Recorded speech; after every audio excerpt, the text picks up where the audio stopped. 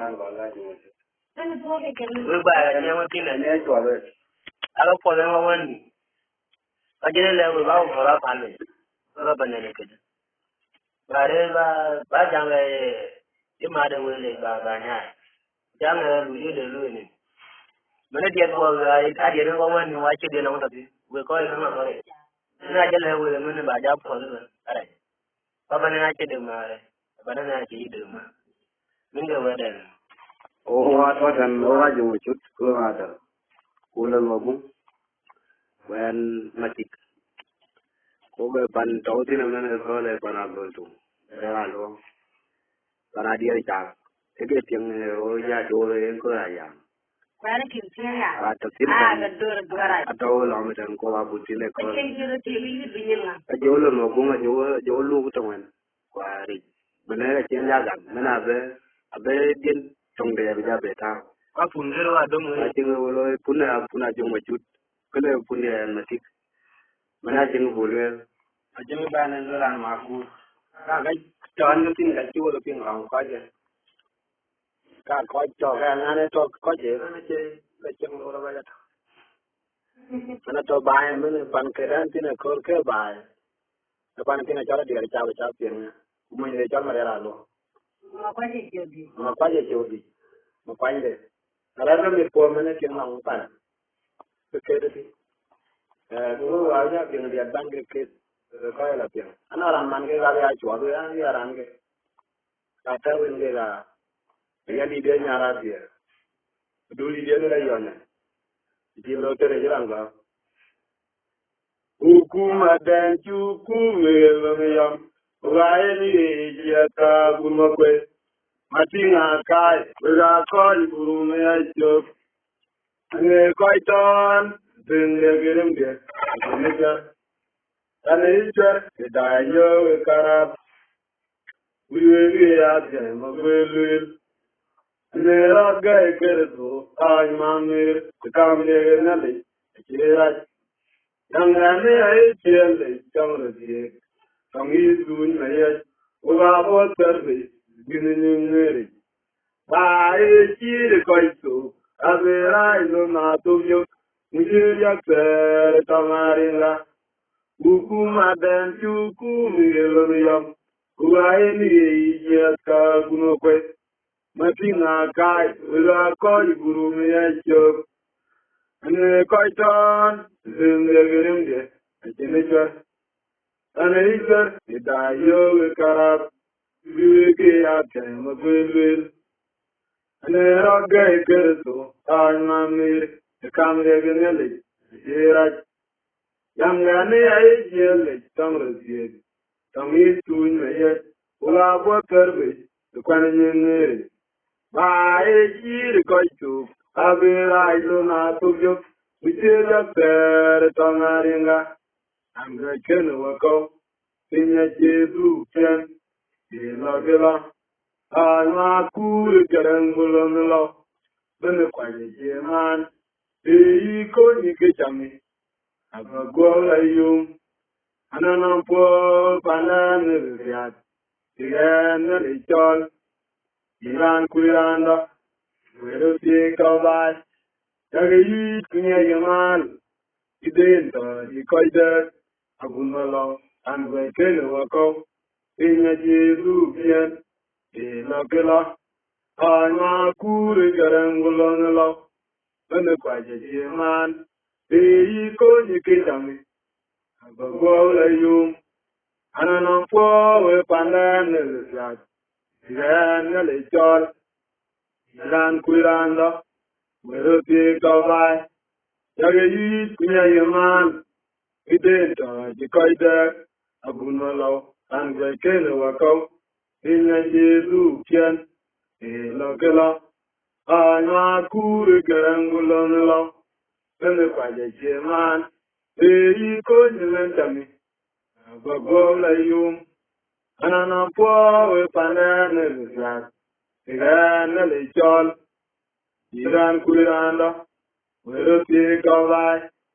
ageyi kunya yaman, idento ikoide, agumalo, angwe kele wako, tinya jesu pian, Kilo, Indiana Martin, talk on way, Uganang food, Uga by my Jan, Uji, my yard, Gora, Agumakwe, a two Kelly in Ken, Diva, I can live a car, we call him one night.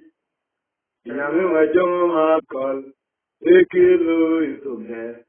Unalone my job, it was your white one. When my job, call him love, in the come with it. I am a tigger, and you call here at the air. He done a conyo, Toguma, Quagumalo. Uga, Young, Indiana Martin, talk on way young. Uga, no food. Uga, dear, by my Jan, Uji, Kiri, my yare, go up, Agumakwe, a two Kelly Bung in Ken, live a G. As you live a car, we call Chumpanai. Yamma Joma call, a kilo is okay. Unalone my joke, it was your white one. Wagwin my joke, call him love, in the community. I am a tigger catchy that you call here and there. He done a conyo, the Gumagi, Quagumalo. Gata Yoyam. I live a car, we call Chumpanai. Yamma Joma call, a kilo is okay. Unalone my joke, it was your white one. Wagwin my joke, call him love, in the community. I am a tigger catchy that you call here and there. He done a conyo, the Gumagi, Quagumalo. Uga, Yoyam. And I'm going to get fall. I'm a need. And I quite follow white. And I thought, yes, you man, quite low.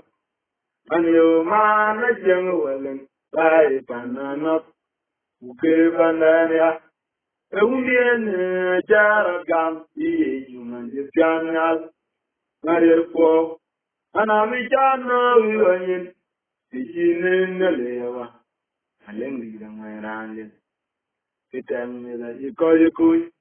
A banana by banana, who for it until we quite cool. And I could buy my thing on it. I did a neighbor of the man. I couldn't allow another. And I'll call Johnny, I can fall. I'm on it. And they quite follow white. And I thought, you man, quite low. And you man, a young willing, by banana, who gave banana. A woman, a jar of gum, you man, the piano, Maria Poe. And I'm a jano going in the layer. Blendy, the man, it that you call you cool. A banana by banana, who told me until we call you cool. And I could buy my thing, I said, I never the man. Gumalo Nadal. I did the fire again. I did the fire. Indeed, I can't you deal your man. That I get you for your game. Namalia. Young Totana gone. Kulamian. We got killed the guy back. Go, Kara Kunumiti. Young and GK. And I'm going to go and me. When I get well and I and I give for everything. Need an I get you deal when you want me. That I get you for your okay, Tamaya. Piano to Tangana gone, Kulamium. We got killed till Kaipak, both got a community. Young and tea twin, now in a door and me. When I get well and I and I give for everything. Pana one watching moonshine in a beer. In there, I'm wending. I'm ill. They are who got good. Come, where my dear poor. I got there. Mamma made a bear. Quite you. The guy is wrong. Tung to a chulo. Ga Quanamalun, Tom Ajit Kawan, Panawan Wajin, Mumtai Pinagi, Ingaramani, Amilum Magum, Leabuga, Gunka, Maripo, Raja Kata, Mamami, Nabaran, Conchio, the Kai, the Rom, Tumpoga Jule, Ga Quanamalun, Tom Ajit Kawan.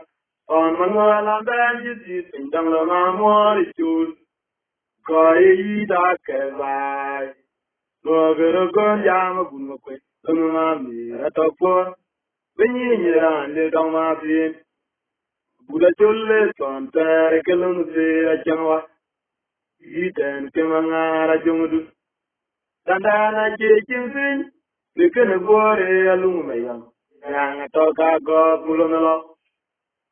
You could them for the road to Munamareo.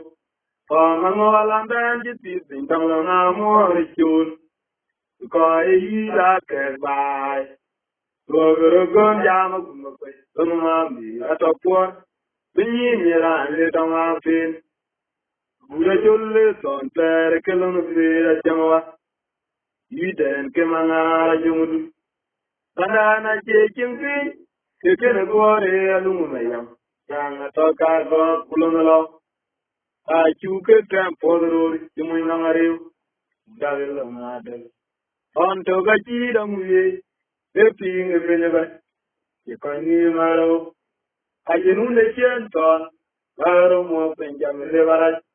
Numa Gogwa. Kalama, Kalamdan. Sonara, my Jampani. Young Chola Netunka. Abagamdi, Yamachan, Gamuto, Koi Gamutonto, Kadabi, the poor.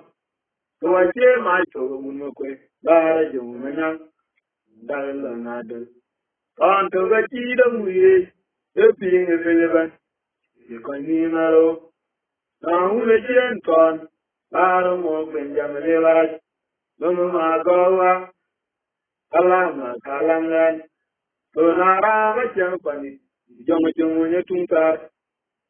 Abagambi, Ramachan, and Gamuto, Oi Jamtongo, Adabi, the poor. Oh, I came my to Lara Jumana.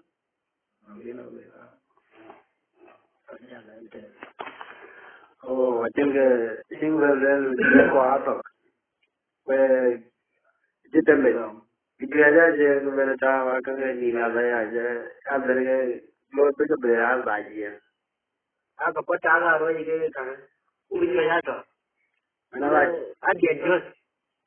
I think I will know what to hold. Why, I Why, the red one, what kind of body, Papa, by your boy?